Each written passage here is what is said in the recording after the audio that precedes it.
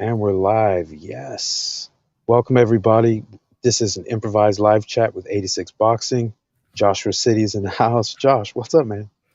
Hey, how's it going, Bobby? Yeah, been a good minute, but always great chatting with you. This is great. I've been enjoying your content. Everybody go search as soon as you can or as soon as it's over. 86 Boxing. That's on YouTube. Same thing on Twitter, right?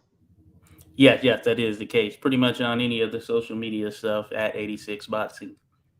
Yeah, and I'm going to give my impressions of what you do in very broad strokes and then just let you fill in the details. So for everyone who hasn't seen his content yet, he's been doing a lot of shorts on great boxers, just rattling off some of their achievements and with a cool picture. And there's also he does work with like animating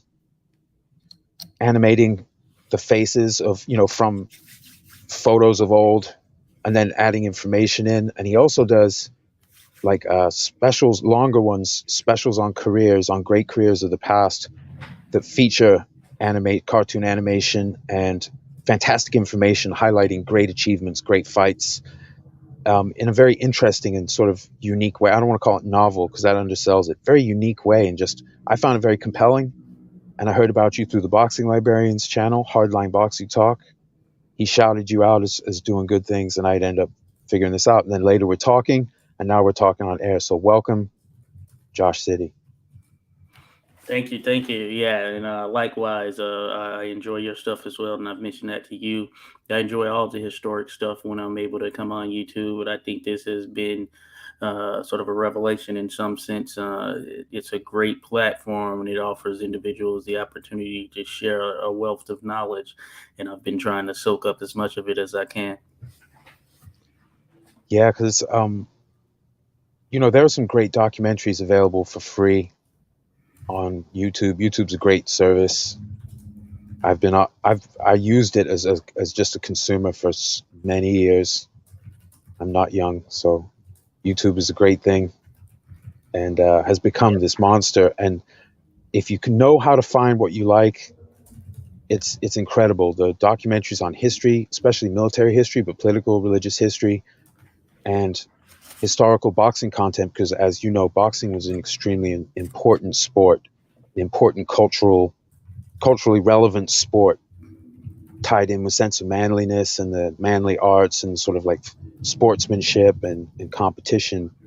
It didn't always live up to its ideals, but it's always contained that people striving to do great things, and not always to just go, and like overcoming adversity of different kinds. Boxing is a great example of that. People overcoming adversity, and so celebrating it's fantastic. And there are a lot of cool people who are very, very interested in this. So I had the opportunity to talk to you. This is short notice, to be clear. Like this could have been a phone conversation, but why not go live? Because some other people can get something out of it. Maybe they'll hear about, Mhm. like I did. Maybe they'll hear someone ranting about one of these great athletes, and it'll spark their interest, and they'll say, "Hey, I can make something on that." Because I was blown away. I'm a big fan. I was a big fan of kickboxing initially, like heavyweight kickboxing way back in the day. I Mhm. came in. I came in as the K1 Golden Age was transitioning to the MMA Golden Age. So you had some great fighters from the one rule set going to mixed rules, and then interacting with wrestlers and jiu-jitsu practitioners and judokas and karate men, and then all this just this great texture. And heavyweight was just magnificent. Nowadays, sort of the sport, the different combat sports, they sort of like separated a little more. But Mhm. MMA sort of became my main focus probably in like 2008. There's a certain fight Kung Lee and Frank Shamrock fought, and that fight, for some reason, it just everything, I won't get into it, but all the conditions set up so that I was so blown away by that fight that it made me really hardcore MMA. But the last, whatever, 3 or 4 years, I'm not even sure how long it's been now, I got really into boxing history. That's thanks to the Boxing Librarian and Scrapbook Boxing, another great channel. They're great work. But now I've been looking at other stuff, so I now watch your content, and I was always watching like more casual stuff, Rummy's Corner, more like the wide appealing ones. There's some big channels that do these series of, well, you know what I mean. They do like a good 30 minutes or something on a certain aspect, something something awesome about the sport, Oh yeah. or upsets, first losses, all these great things. But at a level a little bit below that, as far as the scale of the viewership, there's incredible content. That's really what I'm here for. I don't care if the book is less read than other. I want to read the book that has the information I want. Same thing with this discussion. Got some in the chats. In the chat, Hyphy, big ups. Big up, Hyphy. Welcome to the chat. Hope you're having a good day. Shout out Hyphy. Yeah, so what I wanted to, the part of the reason I wanted to jump on live instead of just having a discussion is like, what I wanted to ask you on air. So what got you, from what I understand, you're involved somewhat with boxing. Do you want to just touch on that first? Yeah, definitely. I can touch on that. So essentially, as far as my involvement, so I'm in Washington D.C. here in the States, and I am an amateur official. This is actually, I was telling you, there's another. I have a buddy who's an amateur official as well, who also writes and does a podcast for Fight City. Shout out Alden. But yeah, I'm an amateur official here in DC. We have an organization. It's called Potomac Valley Association, and basically, for all the amateur boxing that takes place in DC and a couple of counties in Maryland, we handled that. And it used to be Virginia wrapped in and all of that stuff, and then even more upward in Maryland towards Baltimore and that stuff. But generally, throughout this Maryland, Virginia, DC area, you run into pretty much the same gyms and individuals throughout. So that is something I'm doing. I actually got into and started actually officiating. Well, I officiated my first fight in 2016. This was after doing a lot of practice and stuff at some of the gyms in DC while they were doing sparring sessions and all of that. So I was prepped for several months prior to actually officiating my first one, and then it just became a thing. And shout out to Joe Casano. He was just a retired ref I met at the Boxing Hall of Fame in Las Vegas, or not Las Vegas, rather in New York, actually. My apologies. So yeah, I met him at the Canastota International Boxing Hall of Fame, and he's a retired ref. He actually gave me the tips and everything for joining up. This was 2015, but yeah, that's one of the things I wanted. One of the ways I wanted to get involved with the sport there. But just for the history aspect, I've always been into history. I wouldn't call myself a history buff, but I've been into it and had a keen awareness of it and a lot of things that drawn me to it. And as I got more and more into boxing, I kept seeing myself being pulled towards that area as it related to boxers and some of the fighters of the past, your Jack Dempsey's, your John L. Sullivan's, your Sam Langford's, your Jack Johnson's, etc.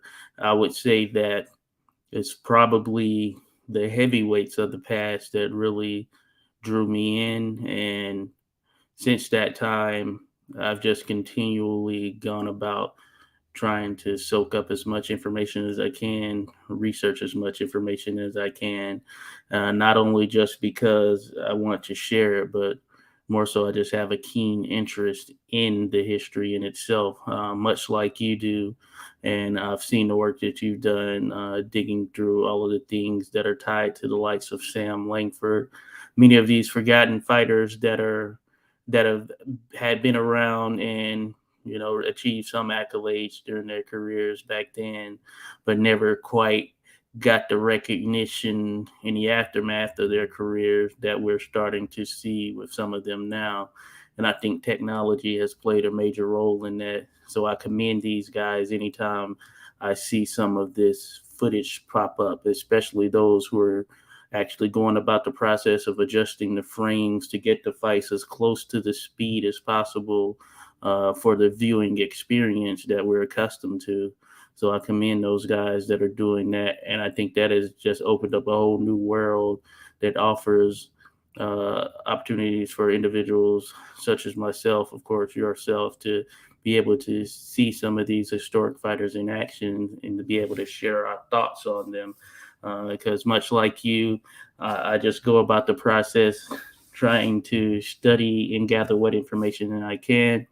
And I'm willing to share those thoughts just based on or from my vantage point or my overall views. So that's kind of what led me to just wanting to be involved more here in the space of YouTube.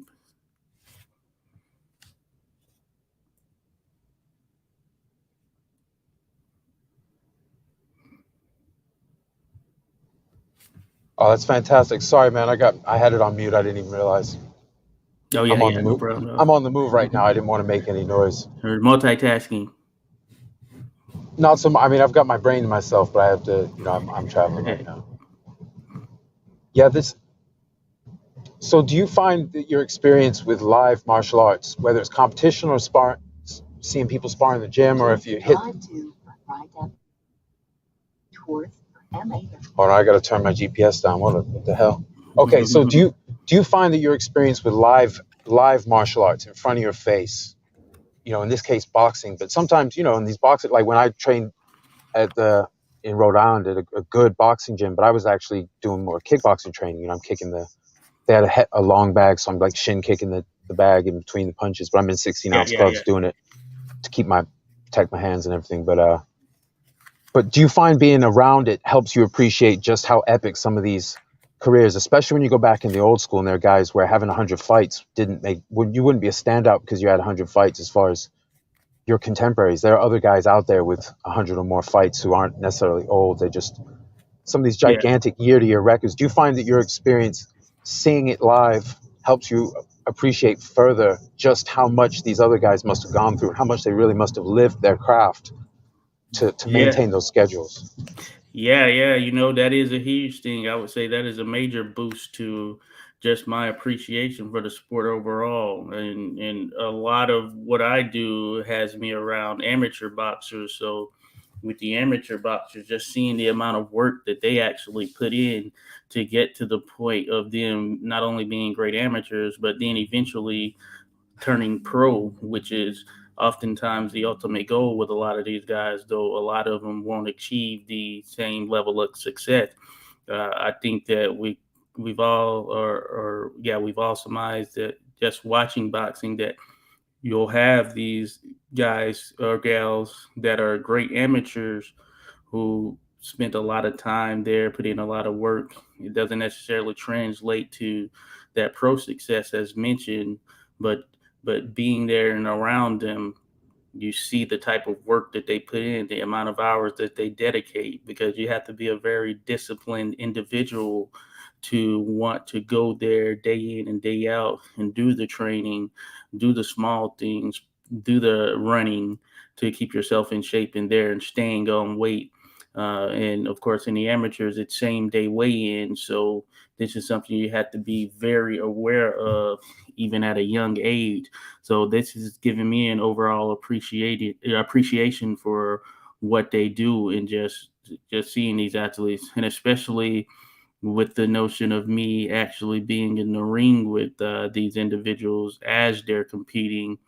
I have some officials who have been mentors on my journey, and one of the things they're always preaching is the fact that these athletes, this means everything for them. So even as an official, we have to do our parts and understand that we don't want to put ourselves in a position where we are interjecting in the fight or we are doing something to hinder the work that these fighters have put in, because that's ultimately what it comes down to. And that's why seeing things like some of the bad judging that takes place in boxing, and I know it happens in MMA as well. Those things are really big deals, because uh, one judge can alter or change the trajectory of a career in a split second, in some sense. And it's not just that, and then that's not meant to bash the judge or anything of that nature. Me being an official myself, but it does show you the importance of it. So I would say that yeah, that has certainly given me a participation, and especially when you look at those individuals, and we have a number of them in this area who are at that elite level of amateur status, those who are going to fight in the Olympics or have fought in the Olympics. Those guys it's just basically like you look at the top athletes in any other sports or those who have a trajectory in some sense. When you're in that ring with individuals like that, you notice it, you can see it, and I think it makes you want to actually pay attention to your game and do what you need to do to make sure that you stay on point with what it is that you have been tasked to do, especially considering you volunteer to put yourself in these types of situations in some sense as an official. So it's not for the glory, the fame, or anything of that nature. It's truly there to play a role in helping these athletes. So when I parlay that into like what it must have been like back in the day, I know I know it just has to be a situation where those guys were going through some things that even the fighters today aren't going through in terms of the gruesomeness of going through the training or the task it was to fight multiple times in multiple days. And I will say that the amateurs, they do fight multiple times in multiple days, depending on the tournaments and stuff that they're in nationally. But of course, this is all with headgear and everything. But these individuals should just think that they were making their living by fighting on a constant basis. And the gruesome and grueling nature of such, a lot of this was taking place outdoors in conditions and areas that probably weren't too keen for actually competing at those particular times. And then the training, of course, I'm sure was different. I'm aware that back in the day, there were points where there were many more boxing gyms by comparison to where we are today. But of course, the advances in some of the technology that we have today have offered up a lot of things that these individuals didn't get to have. And one of the bigger ones is certainly knowing or understanding who they're taking on prior to actually being in the ring with them. So you didn't have the advantage of footage and things of that nature. So you had to pretty much learn your trade right there in the ring. And you didn't get that unless you'd seen the likes of a Sam Langford or Sam McVeigh. You wouldn't have known what that power truly looked like or what to anticipate, because you usually found out right there when you were in the ring. And that's why these guys were some of the bigger punchers, some of the harder fighters that were out there, and that could go back to back with each other, and they were testing each other and pushing each other to the limit. So yeah, but to your first question, I do think that sort of being around it has played a big part in the appreciation. And believe it or not, I have taken some Brazilian jiu-jitsu classes in the past, so I understand the nature of how this translates from an MMA perspective as well. And I realized that, I say one of the things that helped me realize is, regardless of your strength, when you're on that Brazilian jiu-jitsu mat, anything can happen. So I would share that. That's right. Yeah, it's a size equalizer.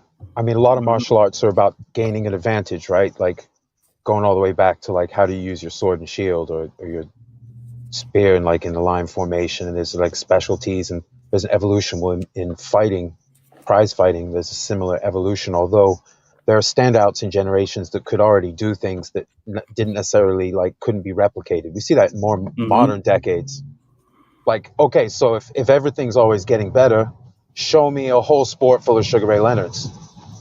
Yeah, true. That's not even, where are all the Sugar Ray Leonards? Where are all the guys with that kind of my goodness, combination of knowing when to be exciting and the intelligence to burst at the end of rounds, to steal rounds, so to fight structurally, but also had a fantastic chin and will to win, and all the intangibles. That's what it is. The people with the intangibles show up all throughout history.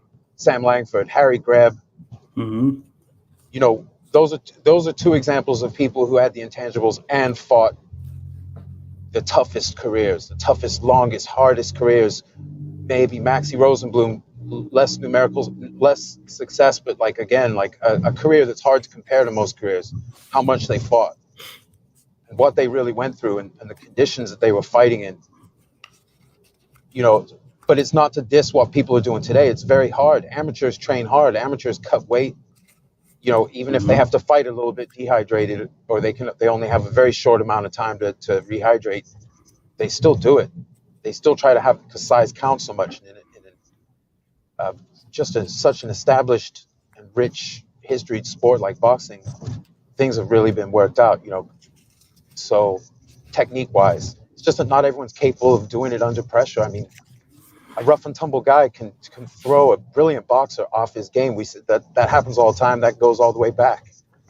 Knowing when to be aggressive, and then there are guys sometimes unexpected, like Sam McVeigh, who was a knockout artist, right? He was viciously finishing people, other than maybe, you know, guys like Langford, but he was known and massively feared in his day as a hard hitter, but he could also fight on the treat with jabs and hooks. And that's how he fought Langford, because Langford, in spite of the size disparity, was just, nobody went toe-to-toe with him for very long. It just didn't work. That's even when he was smaller. So when he grew up into more of his adult beefiness, you know, he was a terrifying puncher and had a chin of steel, and he was just practically invincible, and he set low because he was very short. So punching down is not, if punching down was easy, then you would never have seen the little guys, like the shorter guys like Tyson and Rocky Marciano and Langford and even Greb do so well at heavyweight against larger, taller, rangier guys, like getting inside. We see it nowadays where that's part of the beauty of the sports. People are trying to play chess with approaches, and there's no one way to do it, because people are refining and using different combinations of techniques and things like that. But a lot of this stuff, what I didn't realize in my more casual years of appreciating boxing, because to be honest, I only had short periods where I focused on a couple divisions. And when Joe Calzaghe and Ricky Hatton have both retired, I was I drifted to other things. I'm more focused strictly on MMA, and rather than kickboxing and boxing. But I do sort of follow. I see the highlights. I see the if you follow fight fans on Twitter, even the ones who like the historical stuff, you see a lot of modern stuff. So I'm more or less up to date. But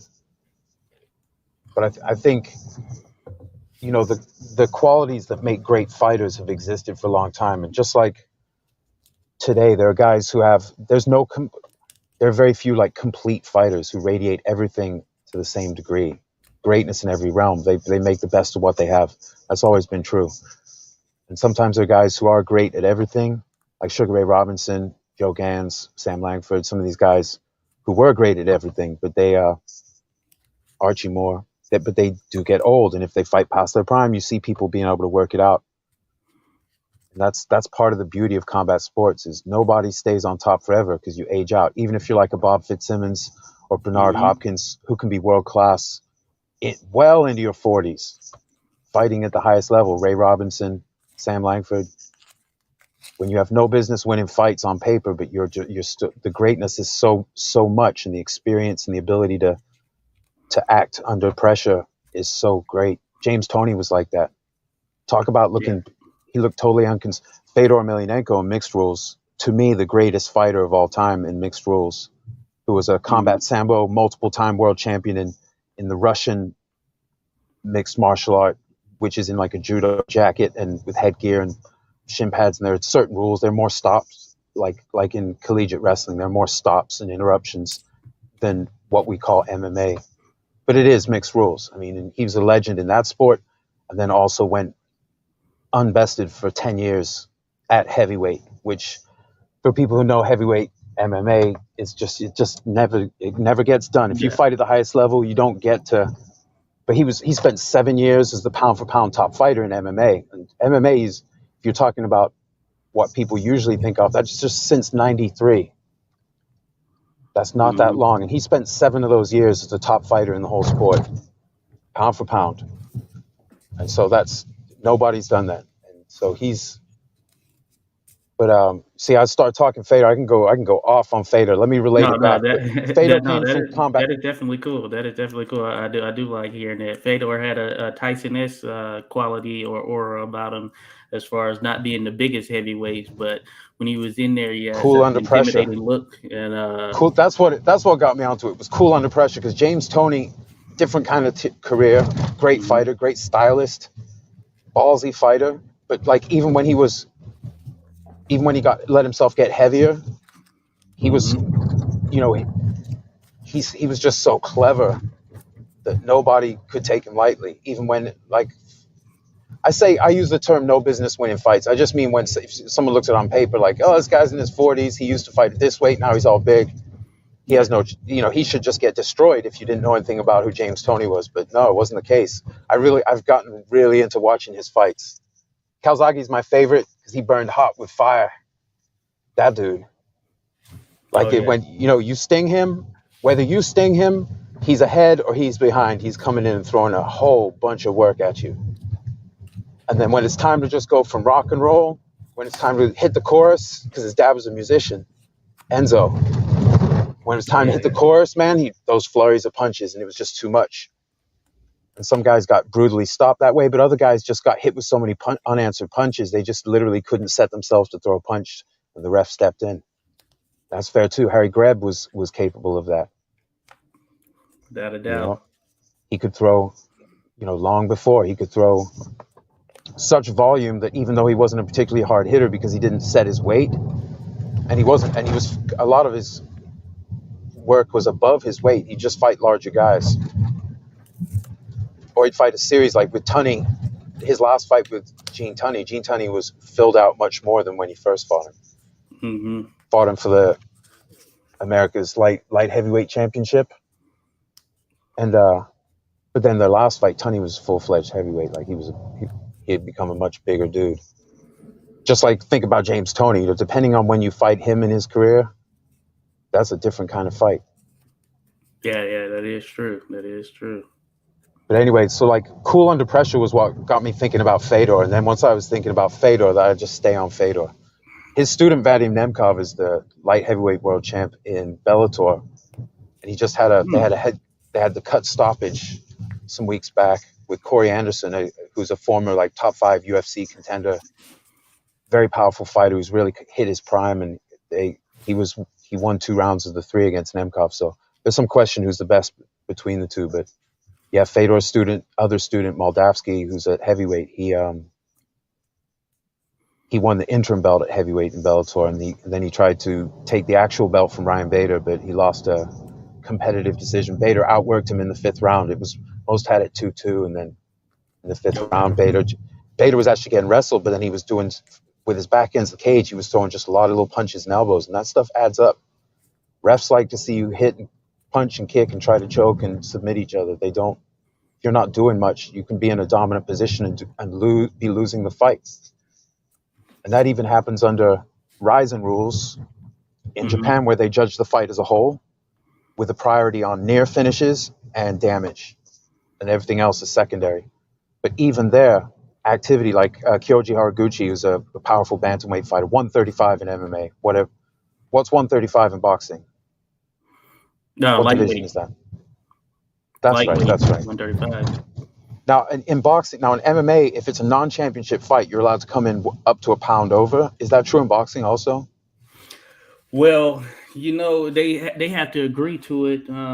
It's not quite that. It's not quite the same. I think it has to be agreed to beforehand. But of course, in the amateurs, this is the case. You can have that sort of slight discrepancy in the amateurs, but in the pro ranks, there has to be an agreement in place. Otherwise, they try to lose it or eventually just agree to fight at that, and that's when a fighter substitutes his purse or at least a portion of it.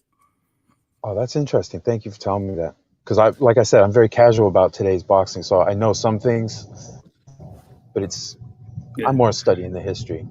But what you'll often see is if it's like the A side, what you'll often see if it's like the A side fighter who is really bringing in the higher percentage of the purse or whatever, they get the other fighter to agree to that higher weight. You saw this a lot with say Chavez Jr. or whatever, where the weight would change with a day's notice or sometimes even less with him. Oh, that's interesting.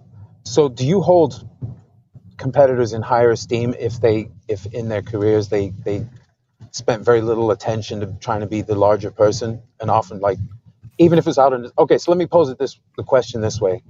So I take the position that judging greatness, you do not take away greatness points for the circumstances that may have forced them to do the great thing they did, where they had less of an option or where they didn't have an easy way out compared to someone else. Like I don't punish people for the fact that like the early era, the schedules they kept and the difficulty of competition and the adversity they had to overcome.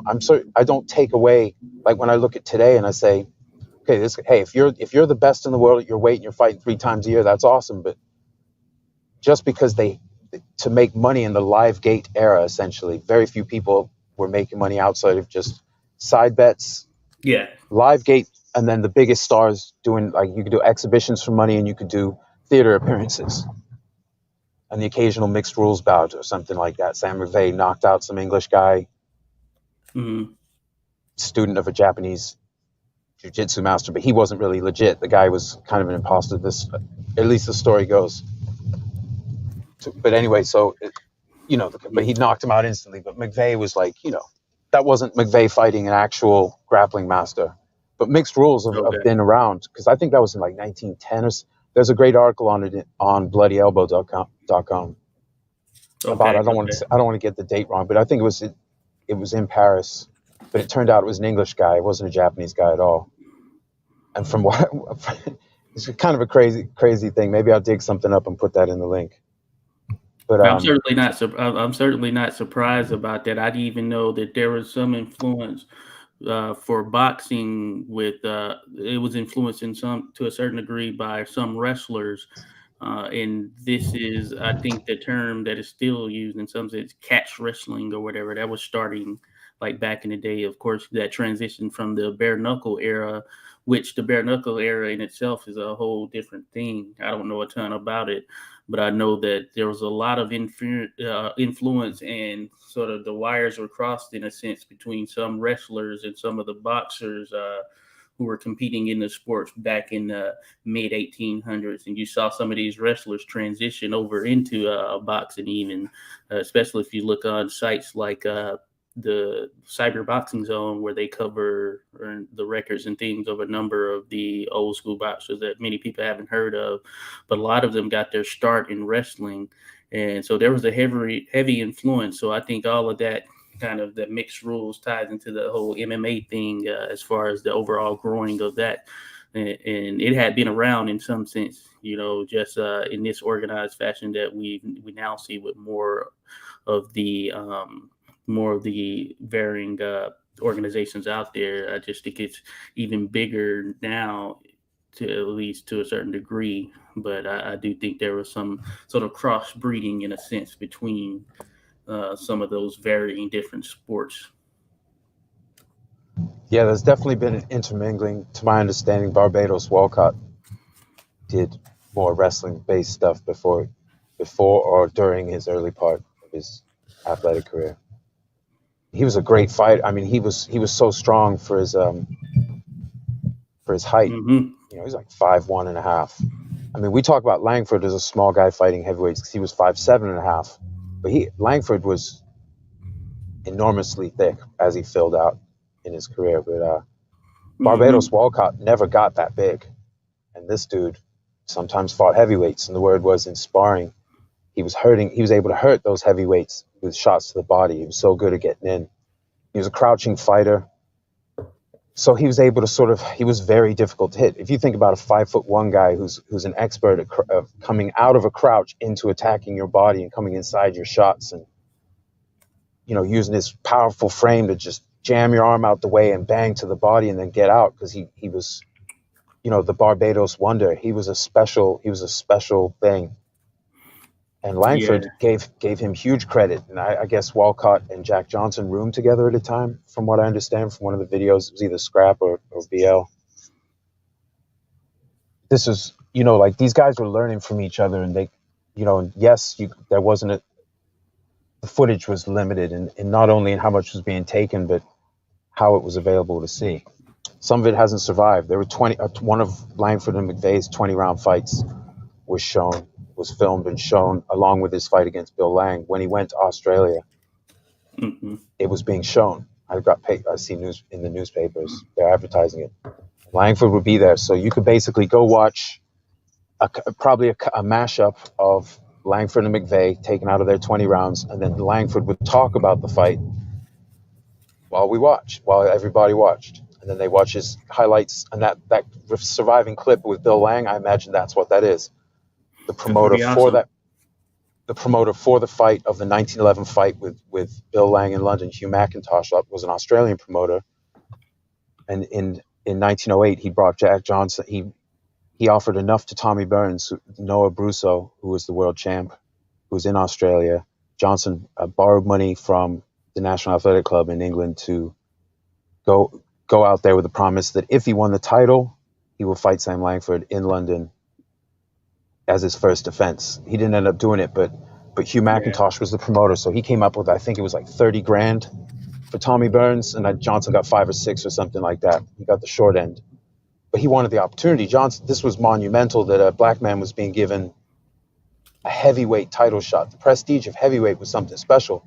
But Burns, it was enough money that he was like, hey man,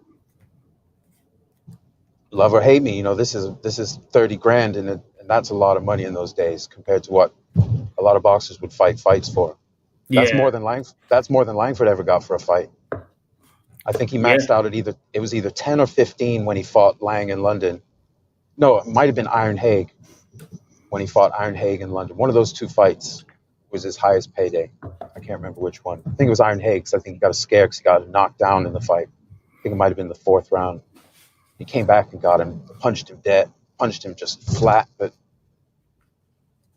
yeah, that's a special career. So Langford has been my, anyone who's even glanced at my channel, like, well, I really only talk about Bellator MMA, which MMA runs as leagues. Unfortunately, there's no Ali Act, so fighters pretty much just fight in one place with just some exceptions, very few. So it'd be like if like Matchroom, okay, so Matchroom, everyone they have signed is gonna fight each other, and that's it. So don't let anyone for the boxing listeners, don't let anyone tell you there are undisputed champions in MMA. What they mean is within that one talent pool, they don't have an interim belt. That's all that means. Say undisputed UFC champion is like saying a round wheel. Yeah. No one's disputing the UFC belt. It's one belt. If there's an interim belt, that's the politics or someone's hurt. Like this Friday, Michael Venom Page and Logan Storley. Page is like a brilliant kickboxer, really tall, rangy, knockout artist, high-flying, spinning, whirling, twirling kickboxer. And he's fighting Logan Storley, who's an American wrestler, fantastic wrestler, but also in his last fight with Neiman Gracie, who's a great sort of grapple boxer. Storley, his wrestling base, it was actually his hands. He threw incredible hands, combinations. Logan Storley, Neiman Gracie, that's a great, for anyone who has Showtime, that's probably, Storley's got a fight coming up. So I bet the card that had that on it is on the Showtime app or on the if you have a smart TV, on the Showtime thing. Because they put up cards in the archives on Showtime. They put up cards Bellator cards that relate to the fighters, the main fighters that have fights coming up. So you can go see that fight. That was a great fight. And Bellator only just started doing 5-round non-title fights. So this just happened this year. So this is a structural change for them. And that was, I think, the first one. And it was an incredible fight. So it actually sold a lot of the people. But so title fights in Bellator have been 5-round fights, 5x5. But now they're doing 5x5 for any main event, title or no. And another fight, Adam Boric and Mads Burnell, the two of the top contenders in that league at 145 pounds, which is featherweight that's like junior welter, but they fought a 5-round fight for contention, and it was incredible. So 5-round, the UFC does this. Their main events are 5 rounds regardless, but it's been good so far, but I'm getting a little bit. I'm just starting to talk structural Bellator. Let me ask you some more questions. That's my other passion. There's a lot of good stuff going on, but unfortunately, that's right. MMA runs as leagues, so I follow Bellator, as you can now tell. Without a doubt. But boxing gets, for all the frustrations of fans, boxing does have like different promoters work together, especially at the title level. Yeah. The guy who's holding the title, you want fights for a different promotion. Well, you work it out. You're challenging for his belt. So what? You have the same. Everyone's got to make some money together. That's all. in MMA, it doesn't work that way. So as much as I love it, I'm interested in sort of the Wild West, or like the, not lawless, but like the much more flexible and varying structure of the early era, and the Hmm. transition from bare knuckle to gloves. But then fast forward from the beginning of the gloved era, and then fast forward to like 1903 was a great year. 1902, 1903, things got really interesting. That's when Sam Langford started. So he really came in at a time when it was incredible. Oh yeah. The texture of the sport and everything that was going on. How many people were having tons of fights and fighting all over, and how many athletic clubs there were putting up purses, and how dependent the fighters were on those purses to make a living. Purses and side bets, and then you can fight in private as well. Gans, I think, was going to or did actually fight Willie Fitzgerald. One of those fights with him was in private for a side bet. Because rich people like to bet as well. So rich patrons, poor patrons, it was like there was a broad appeal for prize fighting there, and that's part of the reason it wasn't able to be legislated out of existence. Oh yeah. It was too popular, so then they tried to govern it. So they would say, okay, certain jurisdictions, it happened in Boston after a young fighter died, they changed rules. So they said, okay, we're going to limit how long you can fight for, how many rounds you can fight, and we're also, if no one's knocked out, there is no finish. It's a no decision. Now bet on it. So people they would bet whether it would be a finish or not. Especially with like overmatched opponent, that's an interesting bet, right? So Gans, the second time he was supposed to fight like Sam Langford, he lost to him in a non-title fight, but then in 1903 at the end, but in 1904, I think it was about halfway or 3/4 of the way through 1904, they were booked to fight again. Langford was going to come in heavy again, so instead he fought young kid Griffo, more of a local Okay. regional fighter, in a challenge match. So he undertook that he could stop him in 10 rounds or less, or he would forfeit the winner's purse. And then the athletic club added to that if young kid Griffo could, they'd give him $100 for every round past 10 that he lasted. I think it was booked for 15 or 20. I forget. I think it was 15. So he could have made another 500. Big money. But the texture of that time is lots of people were having lots of fights. So guys would come up in classes. I've been starting to look at those first few years as I study Langford. So the guys who debuted or started their first busy year in 1900, would join in, and a lot of times they would fight a furious schedule for a year, and then you're thrown in with the Sharks. You're now prominent enough locally, and enough people want to bet on you, and enough people buy tickets and come out from the neighborhoods to support you and follow you around. Then now you get big fights because the athletic clubs will put up the purses, and often the backers will do big side bets, sometimes as big as the purses. Yeah. Langford, his first loss was to Danny Duane, a New York area lightweight, and his backer, Langford's backer, I believe, lost $500. He put up $500 on the fight, and Langford that same year beat some really talented and also a great fighter in Joe Gans, one of the greatest lightweights to ever live. In anyone's book who's really studied that division, going back enough, that he's got to be up near the top of the list. I mean, you could talk about Benny Leonard and other guys in that division, but you can't ignore Joe Gans. It's just impossible. He had too many fights. He had too many years with crazy records. Like they weren't all title fights, because Gans would also fight above his weight, so he's not going to put up his 135-pound title. Or I forget what it was in those days. It might have been 136, but I do know that he was willing to defend it at 138.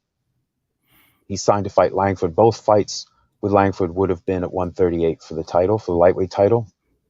And part of busy years, because Langford had 27 fights in 1903, and Gans had, let me think, I think he had 12, and he had to put on stunning seasons. He would go on to put on stunning seasons. They had this battle, the texture of lightweight and welterweight, because in 04 they were both fighting at welterweight. Mm-hmm. So people would move up. But they wouldn't always move up. Just like today, they wouldn't always move up and be fully grown into that weight class. They would just fight someone who was larger than them. So the upcoming talk I have with sorry, go ahead.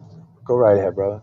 No, no, I was just gonna say, yeah, I agree with what you're saying and everything. Yeah, Gans was a beast. I was just thinking, I was actually in the background, like not at this second, but a video I'm working on is with one of Jack Blackburn. I had been thinking about it for a while, and I know he had some fights with Gans. And you were right about Gans. I did make a video on Gans. Sometimes it's so funny. I look back on it and I see some things that I need to correct in the video. As you're digging through a bunch of stuff, you would know from doing the research and all this stuff, you can look at something and say something 1,000 times, and then you think it's good, and then you go back and play it back, and you realize, oh my goodness, I made a mistake. But I had some dates listed wrong. I know that for sure. But yeah, Gans, yeah, he was a beast as far as the greatest lightweight. He's definitely in the rankings there. But I was thinking about like some of the things you said in terms of Gans and him fighting this pace and everything. I know that one of the things that I've been reading thus far in some of the articles is the notion of Gans. He didn't really get up for the 6 round fights. He didn't really even train for them. But when it was showtime, he was ready to go. Anything above that, particularly 15 round fights or more, he was ready to go in that regard. So it makes it very interesting, especially thinking about his fight with Terry Norris, terrible Terry, not Norris, but Terry McGovern, terrible Terry McGovern, and the controversy surrounding that.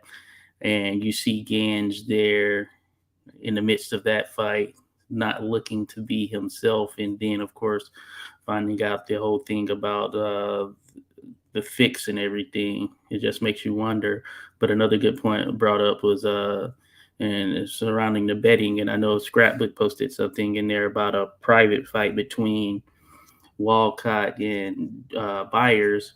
Yeah, I sometimes think about the amount of fights that probably were not seen, not recorded, that were taking place that uh, we just will never know the true story of that are sort of rumored out there.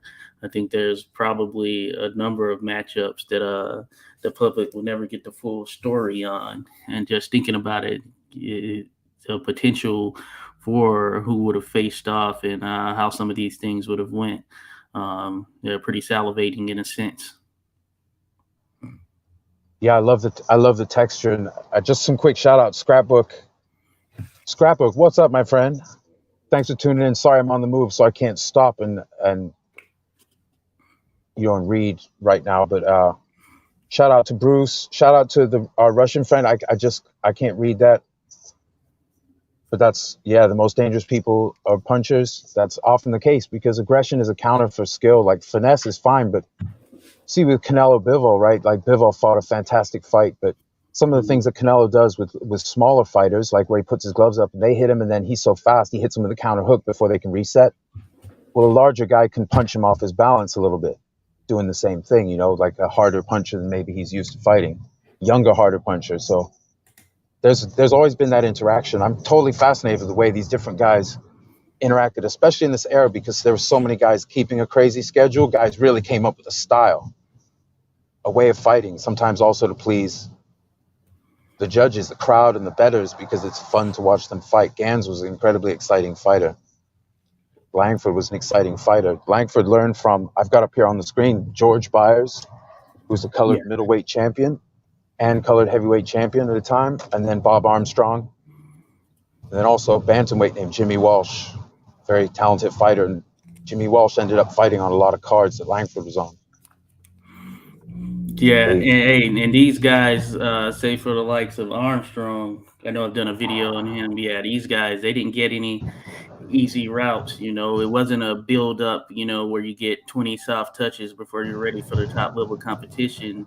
In most cases, these guys, when they were starting out, they were thrown in the fire. So you had to learn fighting the best of your time. And that's why you see some of these guys with a number of losses, because they were actually fighting the top guys who were there and available to face them competition wise. And a lot of times they fought each other over and over. So there's something to that. When you're fighting individual over and over, they start to know and learn different things. You have to say that sort of adds to the pressure of trying to go out and compete on a recurring basis with someone who seemingly knows your every move and what it takes. Can imagine what it takes to sort of get over that hump. And sometimes some fighters finally do. So that just shows you the level at which these guys were fighting at when you're having to fight some of the best guys who could theoretically be champions themselves. You have to fight them over and over just to try to advance your career in a sense. So definitely crazy and interesting times.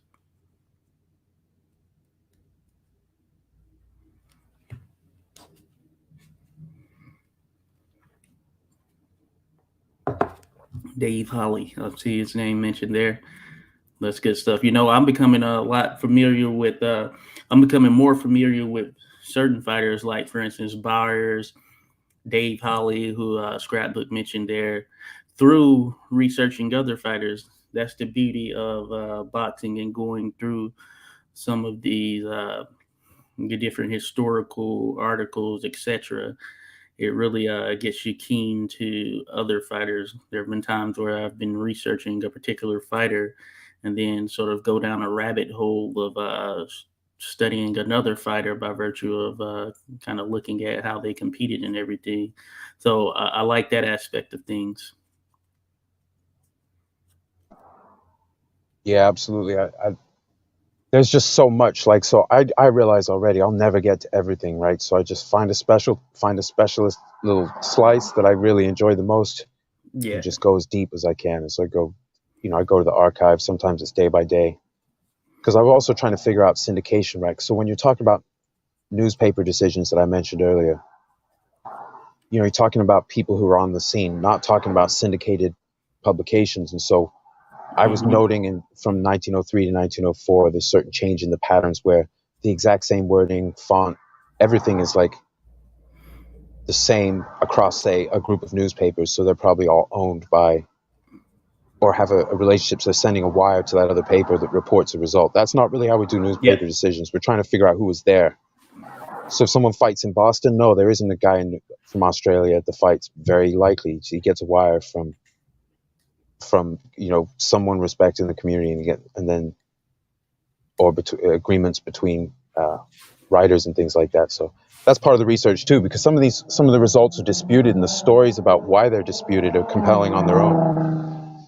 Like when Langford on right there, when Langford, that's a picture from maybe a year before, but like in 1904, a young Sam Langford fought Barbados Walcott there in the middle. But Walcott was a ferocious puncher. He was a heavier guy. Langford was still growing. By the end of the year, he was going to be fully into that weight.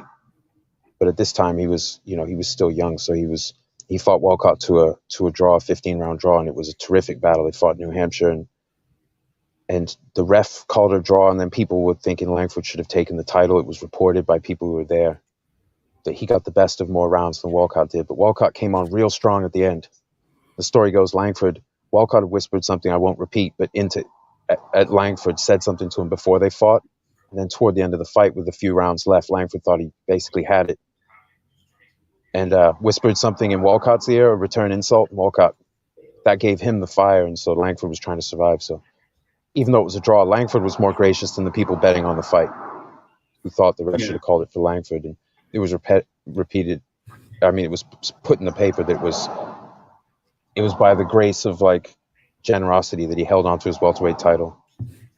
But Langford, like Walcott, was a great fighter. He'd been great for years and years. He was a pound for pound. Like, if they did talk about fighters in terms of for their poundage. I know someone on Twitter had found about battling Nelson, I think it was, where someone literally put pound for pound. That's 1906. But before then, even, they would say for their poundage. They would say, so Barbados Walcott, for his poundage, was one of the absolute best. And he fought even heavyweight sized guys. There were guys, big guys, he called out who wouldn't fight him. And he was a big star, so it would have drawn a lot of money, but they didn't want to risk losing to a guy who was so good at attacking larger men. He was strong. Look at him in the middle there. He was a tank, but he was just a 5'1" tank. So yeah, he could make 142. Gans fought him at 142, but Gans was much more, in a lot of his fights, he wanted them at most 138 ringside, because Gans wasn't that big. He was brilliant, but he wasn't that big, and he didn't want to. So he was going to fight Langford at 138 for his lightweight title, 138 ringside, and Langford came in 140. It was no title fight. And Gans had fought Dave Holly, a brilliant stylist who had tremendous. Like, Dave Holly debuted in 1900. I think it was actually January 1st, 1900. But if you fast forward 3 or 4 years, Dave Holly's like I don't even remember. It was like 80 or 90 fight veteran already. Like, he had his first several years were almost all of them were just insane. And he would do like a loop-the-loop punch, which I'm not sure exactly how he would do the move. Maybe someone like Scrap will be able to better know the mechanics of it. But he could fight out of the crouch, but he could fight coming forward, and he had such experience while he was still young. Dave Holly was a beast. He gave Langford a loss in 2004. They had several fights, but he gave him a loss because he could switch it up. Langford learned from all of this. He was in the ring with great stylists when he hadn't even hit his prime, but he was like so good. Like other fighters, he was world class as he was growing into his adult size. Langford had the opportunity, and a lot of these guys trained together. Langford fought Joe Walcott's brother Belfield at lightweight twice, I think, in his first 2 full seasons. He just had the one pro fight in 2002. He won an amateur tournament at the Roanoke Club. He won 2 fights in a night. Then he rematched the guy he beat to win that tournament as a headliner special fight at a different amateur tournament. He wasn't in it, but he was the headliner. That was like a special rematch. He won that. Then he turned pro and beat the same guy again. And that was all for 1902 that I've been able to find. He had a couple booked, maybe, that didn't happen in 2002 and 2003, but that was all I can find in the archives. So yeah, that's the type of stuff that makes it tough when trying to compare and contrast the fighters of that time with those of today. Just the sheer level of or the amounts of fights that they were having, the pace at which they were fighting, and then the level of competition tied to those fights in short time spans. It's just unheard of today. You know, we're happy if we see a individual fight twice. But guys back then, you know, they'd fight twice in a week, twice in a day, even in some cases. It's just an insane pace that these guys are going through, and like I was mentioning, all of them having to fight each other. And then these, I guess, fight to the death, unlimited round type matches is just unthinkable, you know, because we don't see that type of stuff these days. So well, this came out. If I can just interject, this came out of like the horrific. Unfairness isn't even strong enough a word, but the horrific nature of like the battle royales and Mm-hmm. slavery and Reconstruction, and you know, these guys weren't like that far removed from slavery. If what I heard, if I'm remembering correctly, Jack Johnson was born to slaves. Sam Langford, I think, was 2 generations from it. Oh yeah. These people, not everybody, but a lot of people, that was part of their lineage. And they were also fighting uphill in what they were being forced to do structurally. But once they got titles, and whether it was colored titles, whatever, people make money with fighting, and they were so great they could still get opportunities with the right management. Some of them, but at heavyweight, Johnson getting it in 1908 was monumental. Yeah, definitely. So it was enough. In the videos I make and everything, I definitely try to recognize the colored titles because, of course, if you couldn't compete for the actual world titles that were out there, or you were denied or didn't get that opportunity, then I think that those should certainly be recognized and viewed in a similar light, because oftentimes and during those times, the sheer amount of fighters you knew were at that championship pedigree, that elite level, who were worthy of a challenge, didn't get the opportunity to challenge for those world titles. So I've made it a habit as well of trying to recognize those titles, to give them some accolades, give them their flowers, because these were truly the best of the best. Yeah, sorry, no, someone was asked me for $1. Sometimes people need a little help, you know. I live in the city, so there are people having rough times sometimes. No problem, give them a little help. But absolutely what you were saying, sorry, I was just explaining the talking. I didn't mean to cut you off. Please feel free to continue.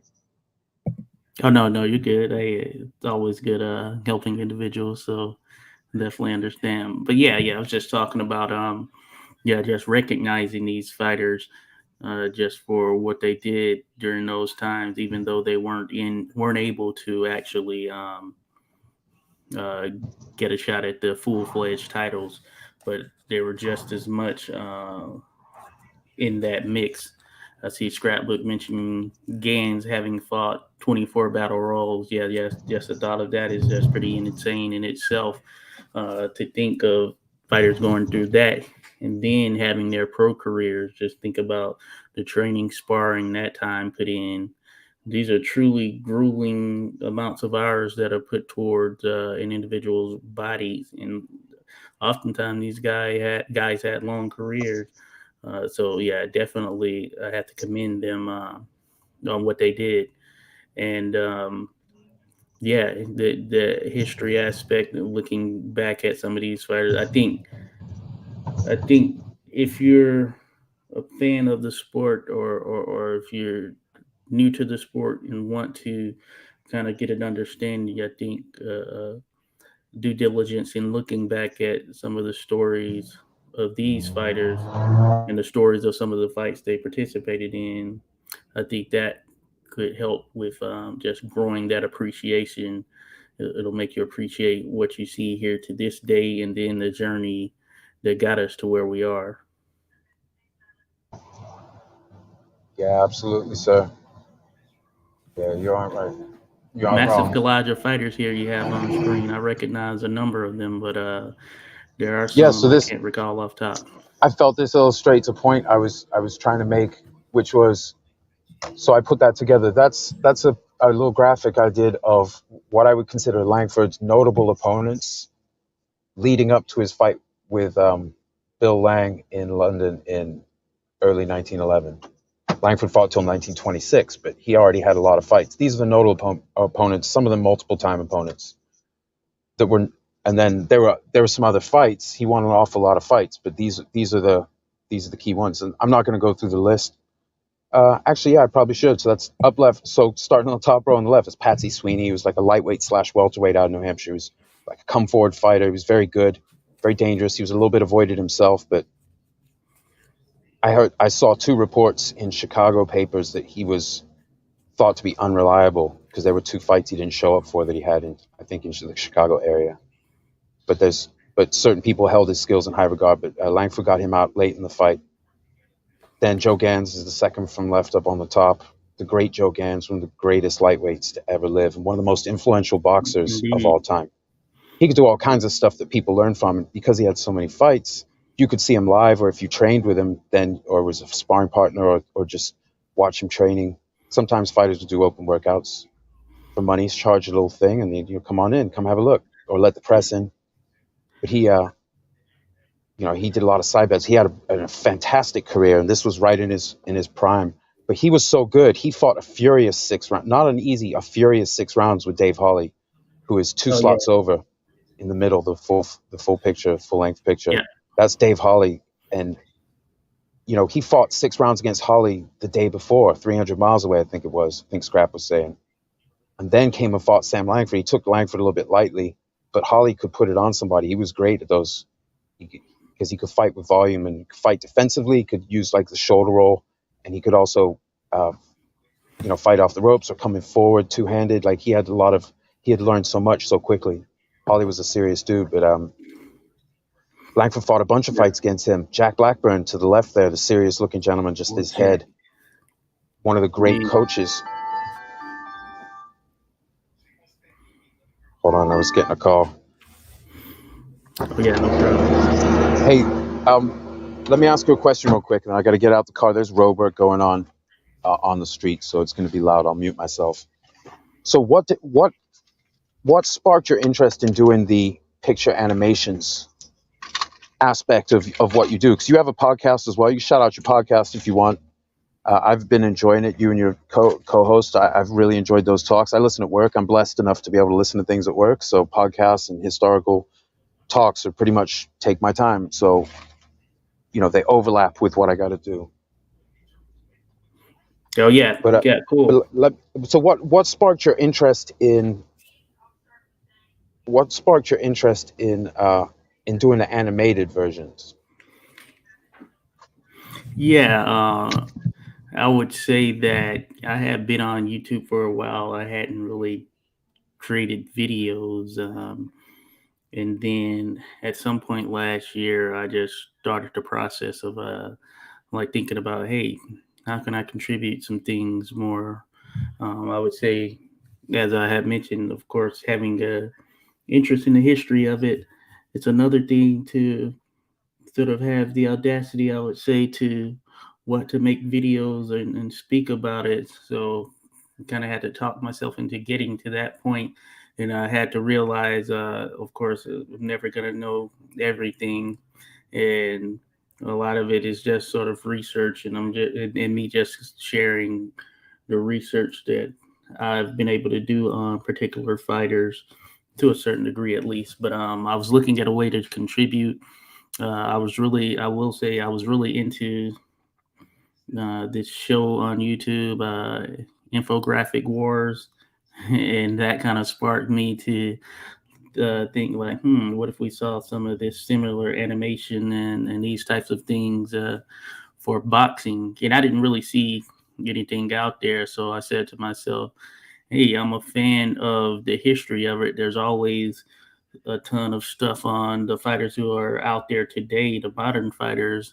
But I wanted to touch on those of the past because, hey, I had a keen interest in learning more about some of the fighters of the past.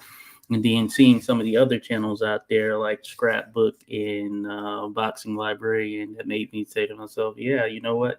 I'll just contribute in what way that I can. Because one thing that heard from them and everything in some of their discussions and the humble nature, because I view them as knowing there's so much about the sport or a ton of it, but they're always humble about the fact, hey, we don't know everything or I don't know everything, and just giving props to each other. So yeah, I said to myself, yeah, I'm not gonna know everything, but what I can do is at least research some things and then find a form or means for which I can just kind of share what I've researched, and that's where the animated versions of these videos came about. So I started learning a program. And I would say if you look at the first animated video I did up to the point of, say, the last one I did, you can see that evolution. So I feel I'm getting better at it. And I'm thinking about varying ways in which I can continue to incorporate the animation while also thinking about the story and capturing the true intent of some of these great fights and fighters because the majority of them we have no footage for. And of course, footage, is good for seeing stylistically how someone looks. And I know that we may have discussed this previously, or at least over the phone or whatever, Bobby. But basically, a lot of the fights that were taking place, uh, there was a lot of coverage. The newspapers, there was great coverage of these fights, especially the even the more popular fighters. You get round by round coverage, so they basically tell you the story. So my intent was to, in some kind of roundabout way, just try and share the details of some fights. So it is a process, of course, with a lot of these guys. Some of them have intimidating records, I would say, in the sense that it's hard to just narrow down to uh, a certain amount that would fit into a 10-minute or less video because some of them, the sheer amount of fights they have is ginormous. So I just kind of go into looking at some of the fighters who I knew were contenders from around that time. And of course, some of the title fights, or maybe all of the title fights, if a fighter was able to get such, I'll try to include those just to kind of narrow it down because it could go on forever. And I know that we've talked about, and I know that we're going to collaborate on some Sam Langford stuff, random. And one of the reasons I hadn't done Langford because he's one of those fighters with a massive just a massive pedigree, a massive resume, and it's hard to narrowed down to a limited amount of fights when you think about the amount of people he fought. Similar thing with Harry Greb. I did a Harry Greb video, but the evolution of where I've gone from when I did that video to now, I want to do it again because there are just so many fights I had to leave off and didn't really touch on just because of the fact that he just had so many fights against top level competition. So similar thing with Langford, and I said to myself, I want to collaborate with someone else, and I reached out to you, random, because I was like, hey, I like your videos as well. You talking about it, I know, digging into his career and everything, and I wanted to see how could best construct, take some other feedback on how I can potentially best construct a video to capture the essence of Langford's career, but also within like 10 minutes or so. It could end up being longer, right? Because I know if one of the messages you mentioned that you've narrowed it down to probably about 100 or so notable fights. Even that is a massive number right there, because probably in the majority of my videos, I may touch on probably 12 fights or something of that nature. The Joe Gans video I did was probably one of the longer ones because, I just kept running into fights I just had to mention, especially the individuals he fought a number of times. So, but yeah, really, big picture though, it was just a means for me to try and contribute in some capacity, and it's fun to do when you have a love for sort of the process and the history and what goes into it. So that's what's made it easier for me, and I wanted to continue to expand upon that. And when I first started out, I was just creating them at a rapid pace. But now, as I've gotten better with the program and everything, it just takes a little bit longer time to construct them. So now I've been trying to release at least once every week or whatever, some form of one of these videos. And I want to incorporate some other areas. Like some fighters I know of are modern fighters who are probably less known. But yeah, the history is something that I'm very fond of, and just the process of going through that and how it helps me learn and be more engaged with the fighters of the past. I think that is probably the true measure for why I do it, and then the ability to just share that with others and have others react positively. I will say that the reaction has been positive, and that makes me want to continue more and more. And I always say, I don't proclaim to be a historian or anything of that nature. I call scrapbook and boxing librarian that. I know they'll say that they're not, but they know so much that it's beyond comprehension in terms of how one could know so much about those fighters of the past. But I'm not that. I'm literally just trying to learn as much as I can. So what I'm doing and creating in these videos is me just going through a lot of the articles and the things that are out there on some of these fighters and trying to bring it back or bring it to life. Some of the fights at least to life through animation, and it's enjoyable. So I would say that's a big thing for me. Bravo. I'm looking forward to working on the Langford one with you. That is a beast. You could, no doubt about it. Yeah, without getting into the details, like even without getting into the details, there's too much to sum up. So we'll find a way. You might have to do some more rapid fire animation, like as a motif for some of the years, or find a way to. But we'll talk about all that. I'm just really excited to participate anyway. I appreciate your content, and it's great to see just anyone who's sort of celebrating the history. This is competitive martial arts. It's also entertainment and has great cultural relevance, especially in certain countries, including the U.S., but not limited to the U.S. And in this era, this was a big deal. We just don't see it today in the same way. Maybe just flashes of it, but it's quite a crazy era. And there are resources out there, like this book here by Clay Moyle, Sam Langford, his boxing's Uncrowned World what is it? Boxing's Greatest Uncrowned Champion. It's really small on my phone. That's a great book and I've read through that a bunch of times, and then tried to look up some of the references in the book. That's sort of, I used that once I had the spark from BL and Scrapbooks videos. Like I sort of, that was one of the things I did. Read the book a bunch of times and started looking up things in the book elsewhere online. Then later I joined some archives, subscription archives where I can get a lot of the newspapers from that era.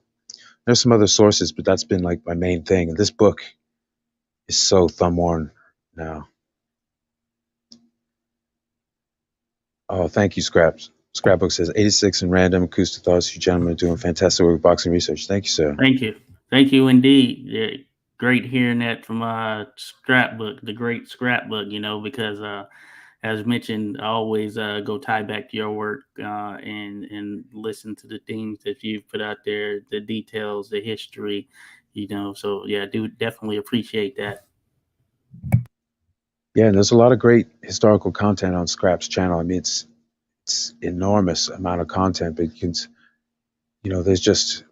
there's so much. I mean, boxing history is vast. He spent a lifetime studying it, and he's just giving back and celebrating this aspect of competitive martial arts, which is probably the richest lineage of competitive martial arts in modern times. So it's great stuff. And so when we talk about someone like Langford as possibly being the greatest fighting machine that ever lived, like, that's not to put anyone else down. It's just that there are so many candidates, but there's so many things about him. There's so many boxes that he checks, especially as like, okay, so in today's boxing, people don't talk about the colored world titles like they're world titles. They don't recognize them. So they say Jack Dempsey was or Jess Willard was the undisputed champion. It's like, well, no, because there was a colored world champion at that same weight that was talked about in the papers as changing hands. Like, they were fighting for it. It was recognized by the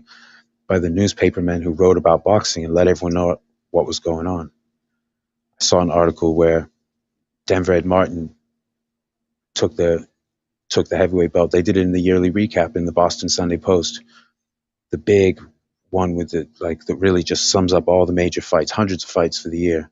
Gigantic listing, but there were only a few titles that changed hands during the year, and they listed defenses, but the colored heavyweight world title changing hands was reported along with the establishment heavyweight world title, because up until that point, colored fighters weren't getting a title shot. That wasn't until 1908. This is back in 03, the end of 1902. Mm-hmm.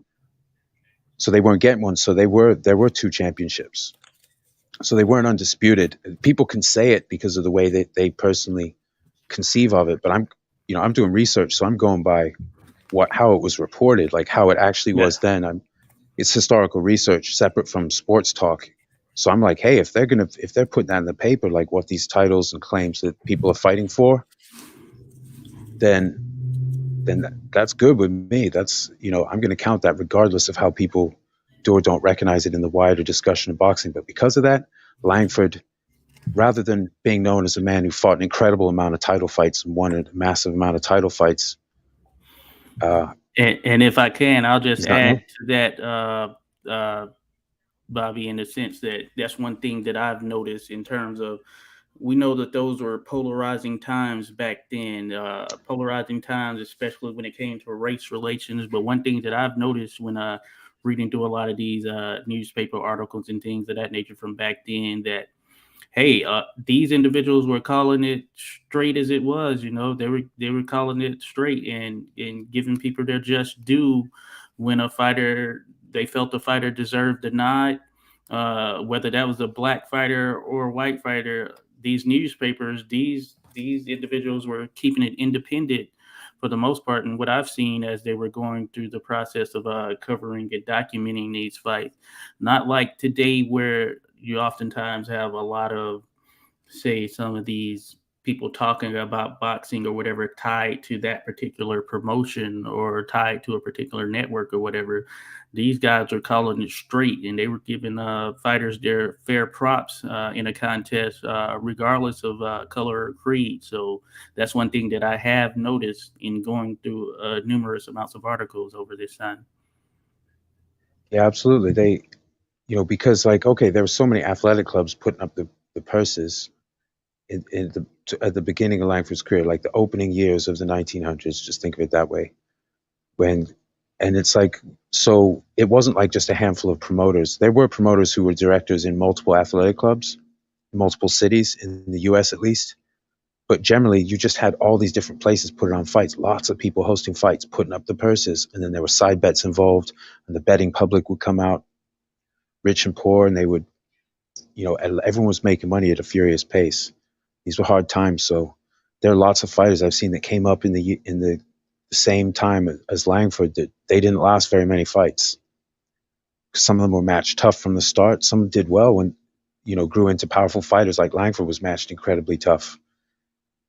He was for someone who had, it seems like he started, I'm not sure when he started being the janitor at the Lenox Club precisely, if that was 01 or 02, but in 02 he was sparring there, and he did the amateur stuff and then turned pro, but then he took some months off.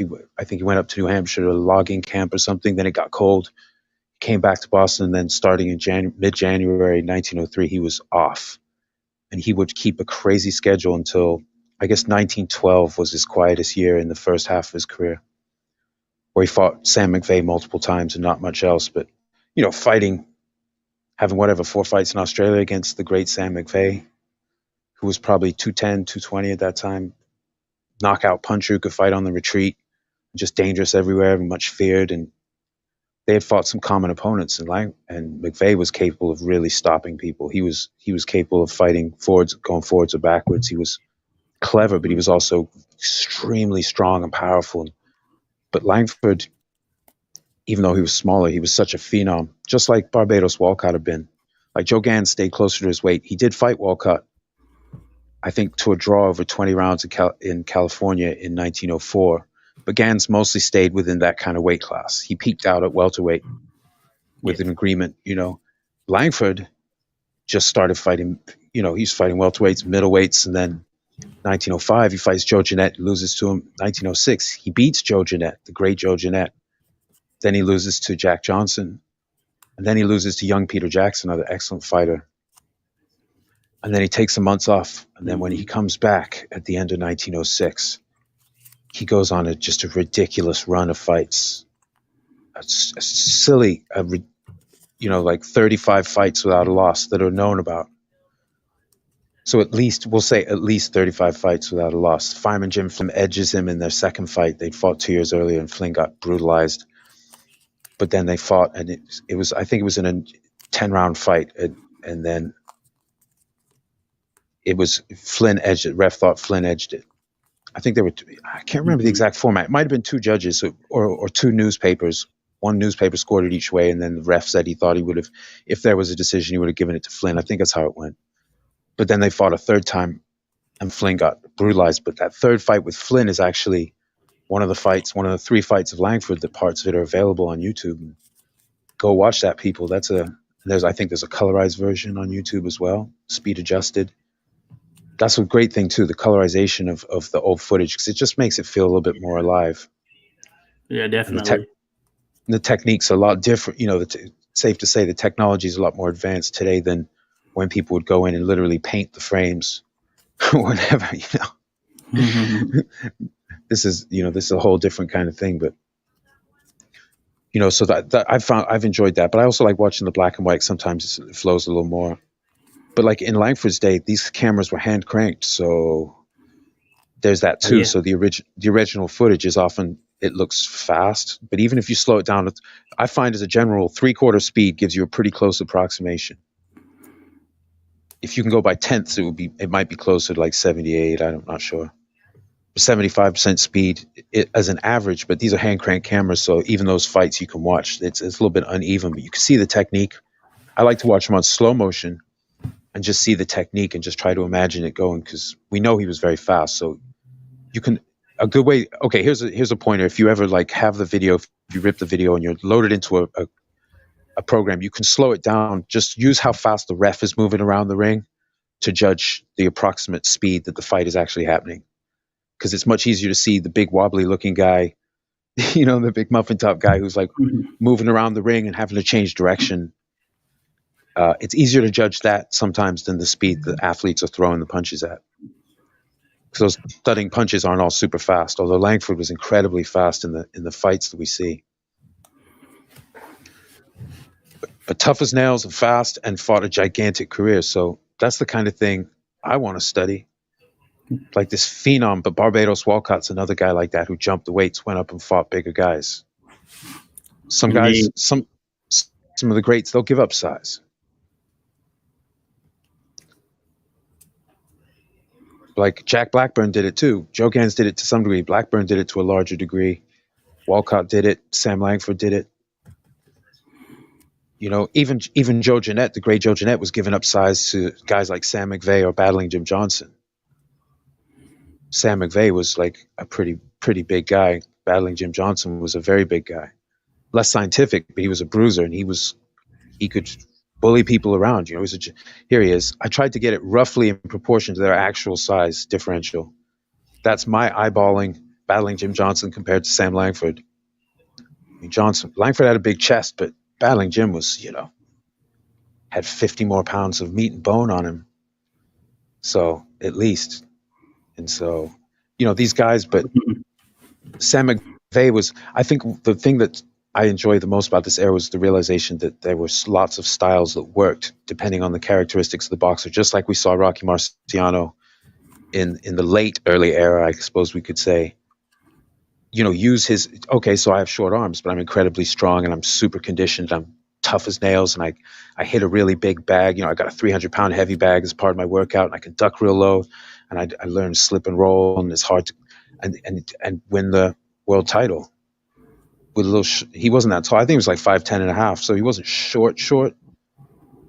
There are other I think he might even be taller than that, but he wasn't particularly short like Langford, but he had short arms. Langford had long arms and was short and barrel-chested. So fighting someone like McVeigh, who was just big, he was just a big fella, big bone, big bruiser, who was very intelligent, well-conditioned himself.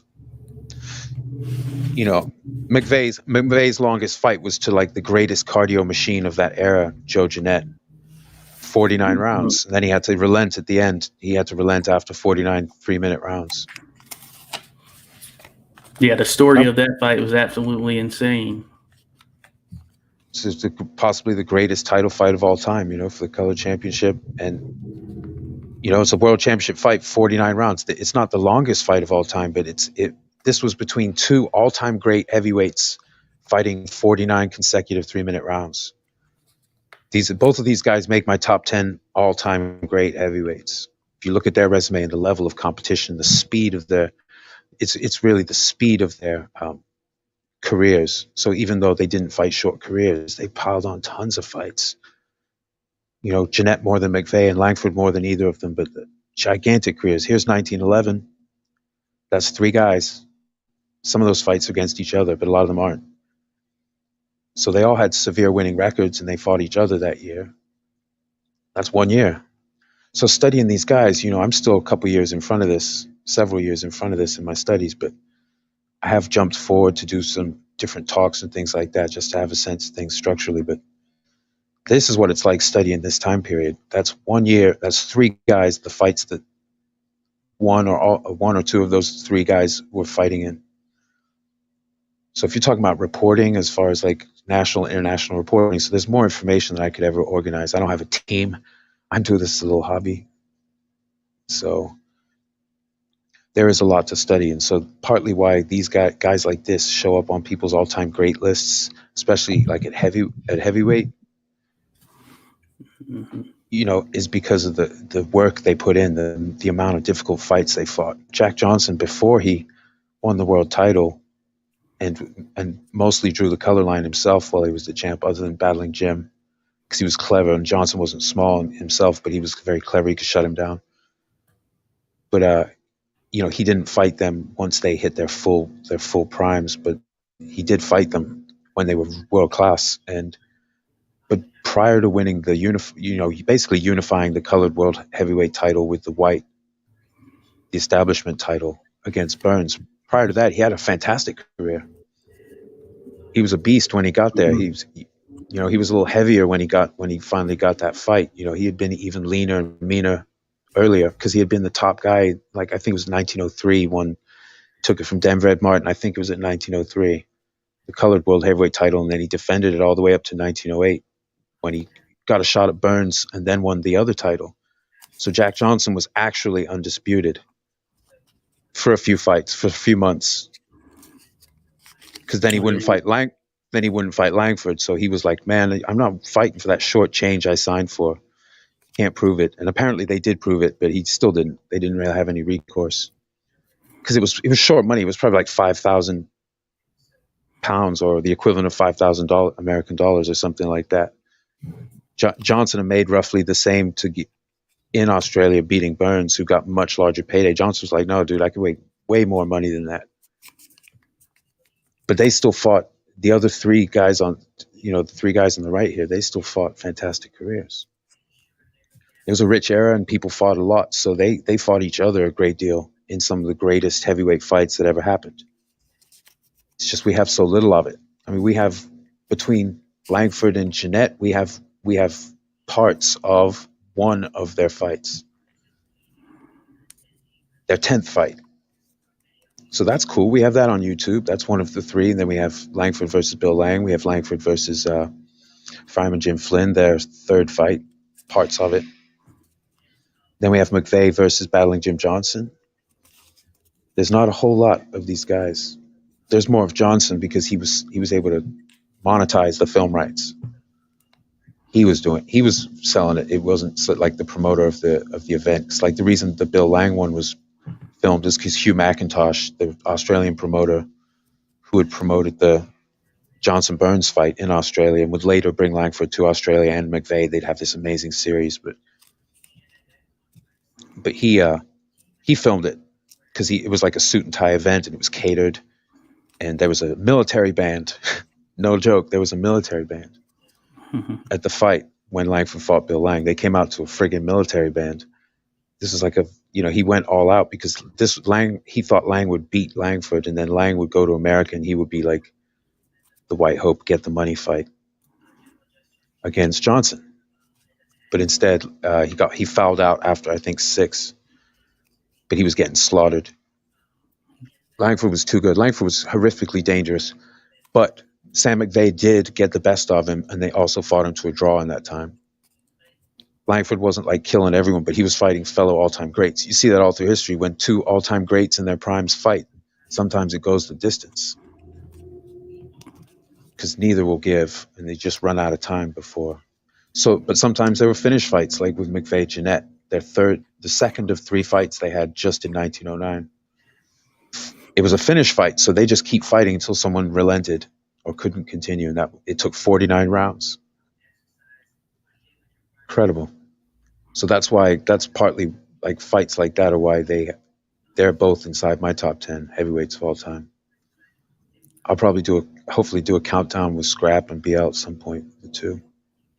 Do you do lists? Do you have like a top 10 heavyweights of all time? You don't have to spit it now unless you want to, but yeah, so I don't really have a list. I've thought about varying things. I don't really have an overall list as far as anything definitive. I think I'm gonna lean towards some of the top guys out there that are always sort of mentioned with Lewis, Ali. Then some of these guys like Jack Johnson, McVeigh, Jeanette, Langford, he's one of those sort of amazing fighters that, you could argue him as being sort of top tier in multiple weights, but yeah, I haven't definitively gone through it, but I have appreciation for pretty much all of them. Just thinking about their careers and what they went through. I will say that for me, as far as my regards for my heavyweight regards, I am fond of Ali, as I know a lot of people are. But yeah, he's someone I'm definitely fond of, and I think a lot of it is a stylistic appreciation, but also yeah, some of these other guys as well. Just what they went through, and it's hard to even compare, like you said, because oftentimes these guys were fighting each other for countless amounts of times, and you alluded to it in the sense that once you're there at that elite level up top with the likes of these guys, that separation, there's very little that separates them. So you have to think that when they're battling each other over and over, just what that's taking out of them, especially if we compare just how elite fighters operate even to this day. You know how much that takes out of you when you're fighting someone of similar caliber. So for these guys, yeah, it's hard to even fathom, you know, what they were going through in these constant battles with each other, oftentimes with not much time in between. And you have to think that, yeah, they were pretty much probably going into every fight hurt, bruised, and cut still, you know. Just think about that time, that rest in between. They didn't get that. They didn't have the luxury of that because the pay wasn't what you see today, of course, for fighters who aren't even half the caliber, you know. So yeah, a lot of that stuff is hard to even fathom, but I think that makes you appreciate them and what they did even more, you know. Just summing up their careers. Yeah, absolutely, I agree. And there's a lot to admire about the adversity these guys overcame. Enough that, you know, when you go from there and you go and, like, okay, so the boxing librarian, the way he seems, one of his formats, 20 fights at a time, right? You go 20 fights at a time through a career. So when you do it in that format, especially, it really highlights the difficulty some of these early era careers were. Not all of them. They didn't all fight that schedule and maintain it. But Langford was a guy who could keep the schedule, and he wanted the schedule. And he was very entertaining and a amiable chap, but also a deadly fighter. But he had that combination where people, promoters wanted to work with him. A lot of the fighters at his weight didn't want to fight him, but there was money out there for Jack Johnson if he wanted. From the end of '08, when Jack Johnson first won the title for Tom Burns, all the way to 1915, there was a huge pile of money from some or other promoter to fight Langford. And also people come up with money for other fights, but especially for Langford. There was public interest. It was the fight. So even though Langford had some setbacks because McVeigh were so powerful themselves, you know, and other guys as well, perhaps a little later, but like Jeff Clark and things like, these guys had these amazing series of fights, fought at the highest level a ton. It was just a live gate era, so you could fight in separate cities a week apart or 2 weeks apart, you know, and then have fights in between in those cities. Langford was good on that. Joe Gans was good on that too, although he would traveled a long way overnight after fighting 6 hard rounds against Dave Hawley. He came over and fought 15 against Sam Langford. That's how great he was. He lost the fight, but he was capable of doing it at that pace. Langford fought back-to-back nights at times in his career. It's just how it worked. Sometimes that was how it was set up. When you kept a busy schedule, the athletic clubs putting the money up when they have a gap in the card, when they're slotting a space for it. So they were in control. So they were offering rival purses for. So some of these guys, these exceptional guys like Langford and Gans, they would take all unavailable money, go fight everybody, go get all the money that's out there, and with side bets. So, you know, if the purse is you know, 400 for one guy and the bigger guy's getting $1,000 or something, you know, they might be betting 1,500 on the side because they have backers. So there's probably some agreed split with the backers on the profits or losses. So there was money out there. It was just incredible. This is a photo from one of the fights in Australia between Langford and McVeigh. It was a big fight, you know. Boxing was important. They were important figures in an important fight. And them being in Australia was a big ass deal. Same thing with Langford going to London. They learned to love him very, very quickly. But the fighters in England weren't that keen on fighting him. Gunnamar, I think, was someone he was going to fight Langford, or there was talk, there was money available, but he decided to wait for Jack O'Brien, for Philadelphia Jack O'Brien. Mm-hmm. You know, like Jack O'Brien was a great fighter himself, who fought a crazy schedule, but he wasn't a hard hitter like Langford. So like these guys, you know, when Langford went over and did Tiger Smith in, I think he might have even fought another guy, but he ran out of people. But next time he was there, he smashed Iron Haig. But other guys are like, oh man, I don't know about this. I don't want to fight this guy. But he did some theater appearances at times in London, and I imagine in Paris and speaking engagements, especially in Australia where they did open workouts, and in London as well for the Bill Lang fight in 1911. You know, McIntosh, they did like open workouts, but they did like catered open workouts. There's a great photo I got somewhere here of Langford sparring a little kid as part of the entertainment right before I think it might have been the night before the fight. But he was clowning around, you know, let the kid knock him down.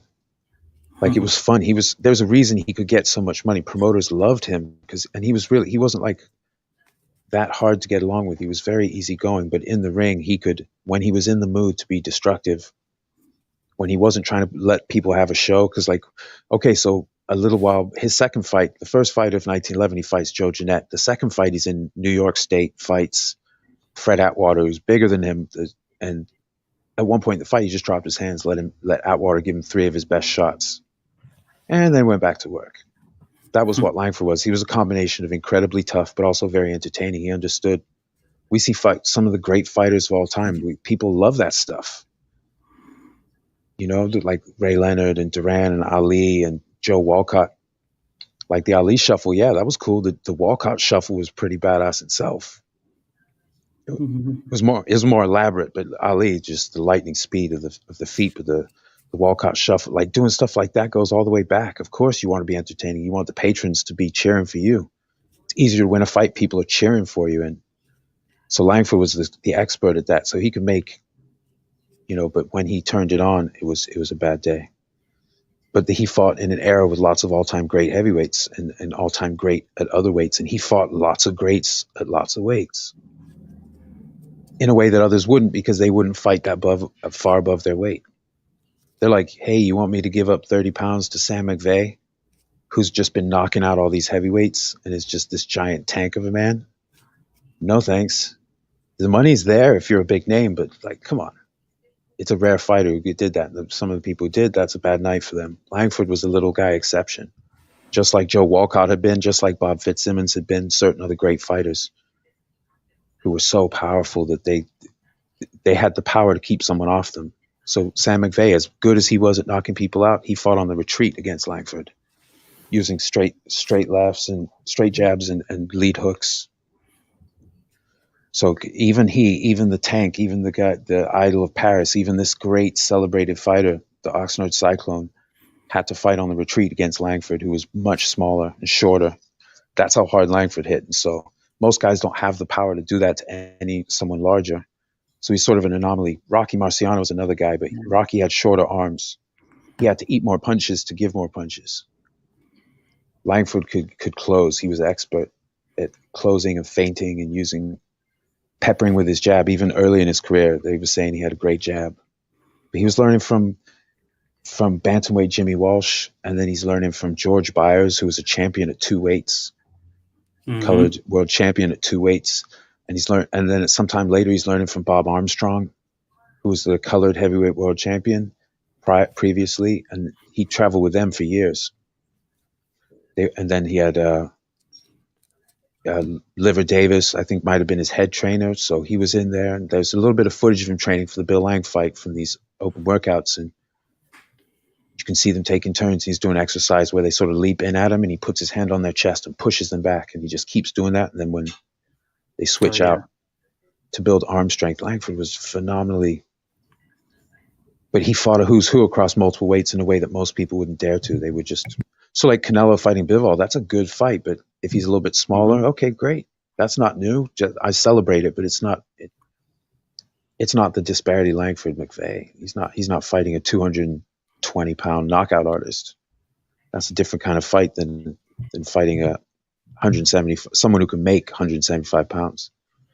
But Langford fought down at his own weight, but a lot of guys feared him, or they only wanted a shorter fight, like Ketchel, a great world champion, but he only wanted a shorter fight, and the rematch didn't happen. Who knows if it would have happened? People were kind of scared of Langford, but he was like, all right, I'll fight bigger guys. It's fine. If that's where the money is, you know, and if he could be competitive, he had the chin and the power for it, and more mobility.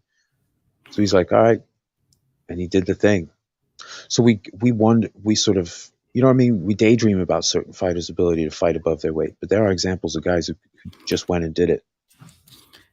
Yeah. Hey, question now as far as that Stanley Ketchel, that second fight not happening, was that due to promotional things like Ketchel's death, or are you aware of why that second fight didn't happen? Well, okay, so they were already booked to fight in New York prior to when they finally did fight. It was in the Mm-hmm. lead up to Ketchel fighting Jack Johnson, moving up to fight the great Jack Johnson. And Johnson thought it was a stupid idea because he's like, well, if he loses, because Johnson had other options to people to fight, and it's like, why are you risking Langford? But they fought for a shorter fight in a no decision state, and some papers went one way for Ketchel, some went the other way for Langford, but most of the sources agreed that Langford might have kind of let him off the hook. But there was also a story, I don't know if it was in his own memoir or someone else's third party saying something, but that Langford was threatened, that when they did finally fight, Langford was threatened, said, there are gunmen in the crowd, you better not stop him. And people did, whether that's true or not, people did say that he let him off the hook. Ketchel was a great fighter, very dangerous, but he was lighter than Langford, even though he's the world champ at Langford's weight. He was lighter than Langford, and Langford already had a gigantic chest at this age. He was and so maybe he let him off the hook, but the rematch didn't happen. But their first fight got canceled. The athletic clubs got threatened with arrest in New York, and the rumor was that Ketchel was injured, and that the backers in New York basically got the authorities to actually clamp down on the rules about selling tickets to a prize fight. They used to get around it by, especially connected clubs, by say, well, we're not selling tickets to a prize fight. We're an athletic club. Our patrons just buy a monthly membership, and then we put on events, including boxing. They're not buying tickets to the fight; they're buying tickets to the club. But they started to enforce it, and they were going to be arrested, so they got called off. They did eventually fight, like I said, shorter fight. And the rematch, there was big money for a custom-built stadium, California fight over, I think, 25 rounds for the world title. But Mm-hmm. Ketchel was killed, so who knows if he would have gone through with it or not. Maybe the money would have been enough that he would risk it, because Langford going all out at this time he was able to brutalize far. I'll put it this way: Jack Johnson, when Ketchel caught him with a great punch and put Johnson down, Johnson jumped up and knocked him out, like almost immediately afterwards, because Johnson liked to play with people. He didn't necessarily, he would carry people for his own and everyone's entertainment. But there's lots of photos of him grinning as these guys are stuck in a clinch with him. He's just grinning at everybody. He loved it. These guys were all very entertaining in their own ways. But Langford was hit harder than Johnson. So that should tell you something. Seeing Johnson was bigger than even Langford, but Johnson's power was partly from his size and technique. Langford was a much smaller person, but he was the hardest hitter. He was the guy, not McVeigh, not Johnson, not Jeanette, not Al Kaufman, not these other contenders or White Hopes, Al Kubiak, Jim Barry, all these different guys. Nope. It was Langford. And so that was part of his charm, is that you don't go toe-to-toe with Langford, even if you're a bruiser yourself. That's how you get knocked out. So you fight him intelligently, you stay away, don't let him close on you. But he was so good, he could just walk people down in a square stance. You see it in the Bill Lang fight. Bill Lang had like 29 pounds on him or something, and he just, at some point, he stops cutting the ring off in a bladed stance. He just starts walking square to him, just walking him down. So he can parry counter from a square stance. He was that good. Pretty crazy, and I'm glad that fight survived, because it's instructive. Even though it's not his greatest opponent, it was for a world title contender, and it showed partly, at least, how powerful, the technique he would employ to use his power and speed to force bigger men to be wary of him and fight on a retreat. Bill Lang fought him circling away and trying to jump in and hit him on the way in, or fight on the retreat, on the circling, like Philadelphia Jack O'Brien used to do to people. Make them chase you and then punish them. It's not a new tactic. So, but it didn't work with Langford, because he just started walking him down square. And he beat him ferociously, in spite of some low blows landed by Bill Lang, and then Langford slipped to one point. Lang hit him while he was down, and the ref made a mercy stoppage, basically. He was getting slaughtered. It was a bloodbath. Literal. Like, at least one reporter said that, like, he was getting sprayed with blood when he hit him when they were close to him. Crazy.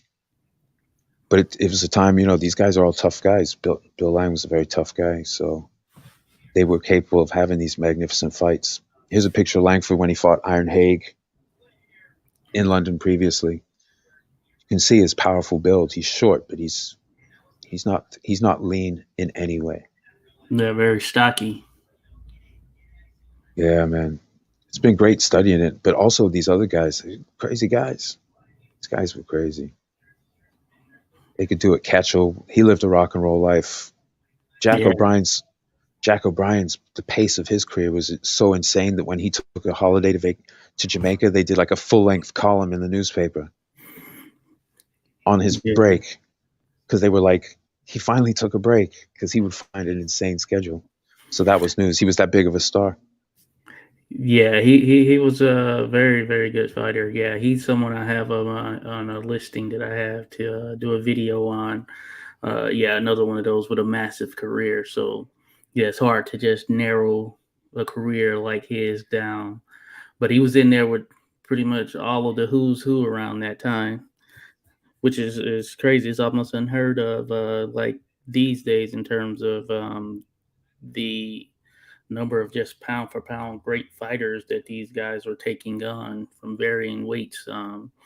And some of these fighters traversing up and down, so yeah, he's another one of those, I would say, underrated guy. You don't hear him mentioned often, but man, he was in there with pretty much everyone. Yeah, absolutely. And I like to slow the stuff down so you can see, look, he digs to the body. They're not allowed to clinch in this, or they have to break clean. You see that parry comes underneath, hits him with a left hook, knocks a 30 pounds heavier guy off, like staggering around. The speed at uppercut, it blurs in the frame. But you see in Lang's, like, he's still trying to fight that Jack O'Brien, that fighting retreat. Ali wasn't the first guy Ali was brilliant at it, but that whole idea of like being able to circle and punish people as you circle for having to try and close the gap, that Jack O'Brien was brilliant at that. Bill Lang was very good, but Langford could close. He didn't have to always give the guys respect. See right there, he parries that from a square stance. Look, he's standing square. He digs, monster uppercut, just grazes him, parries with the right. You see Joe Louis do a modified version of that for a taller guy, heavier guy. Parry with the right, come under, and then hit, usually high with the left hook.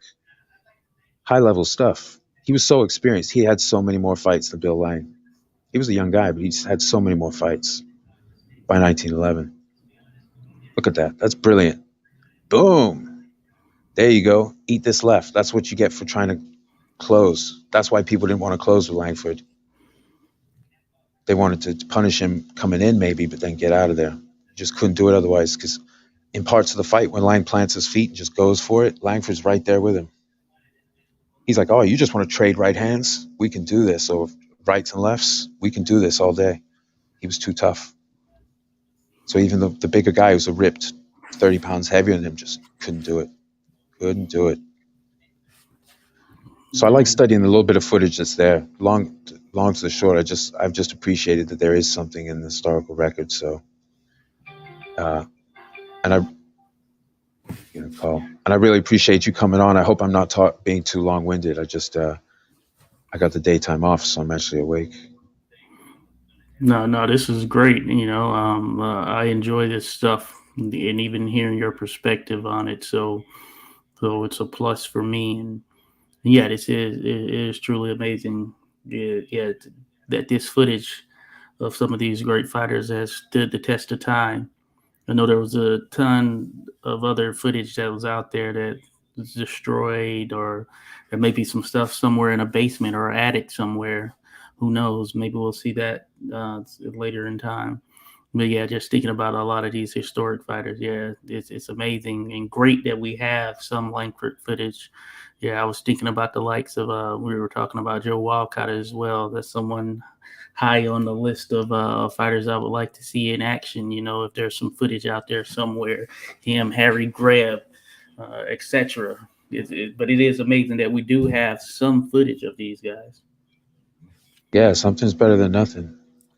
Especially in historical research, most of history there is nothing of this form.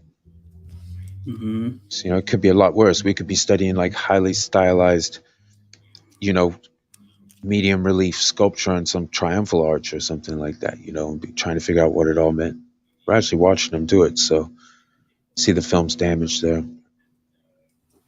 But anyway, I think I'm gonna call it because I need to get something to drink and something to eat in me for the day ahead. But it's been so great having you, and I really appreciate it. Thanks to the guys who visited the chat, Bruce, Hyphy, our Russian friend there with the I can't interpret the Cyrillic alphabet. Sorry, but thanks for coming. Anyone who stopped by, it's just good to everyone listening after the fact. Hope you have a fantastic day, and you also, Mr. City. I hope your day is a really good one, and thank you for all the work you're doing. Thanks for coming on just to chat some old school stuff. And I look forward to this Langford project. This is going to be fun. It's going Oh to be a, yes, it's going to be indeed. a challenge narrowing down a career like that, but it can be done. I mean, how Yeah. many did you say? So okay, so those are the like not those are most of the notable. Oh, hold on, let me turn off the video. These are most of the notable opponents leading up to 1911. That's like the first 2/5 of his career Yeah. Yeah. numerically, so that's not bad. Keep slimming it Yeah. down. Yeah. That's a start right there. That's a start. That's certainly a start right there. But yeah, thank you definitely for inviting me on. Yeah, thanks everyone who joined in, left comments and all that stuff. But this is exciting stuff, and definitely looking forward to more. Yeah, and thank you, Scrap. Thanks. It's great to have you here, my friend. And thank you for all your work you're doing. Shout out to the boxing librarian and just anyone who's doing any kind of historical research or just sharing about the texture of the sport. It's not really, the promotions aren't really going to do that. It'll always be to their interests because they're a business, like so. Enthusiasts who keep the memory alive, that's good stuff. But I'm going to end the stream. I hope everyone has a great day. Thanks for tuning in. And thanks again, Josh. Appreciate it, brother. All right, thank you. All right. Take care, everybody.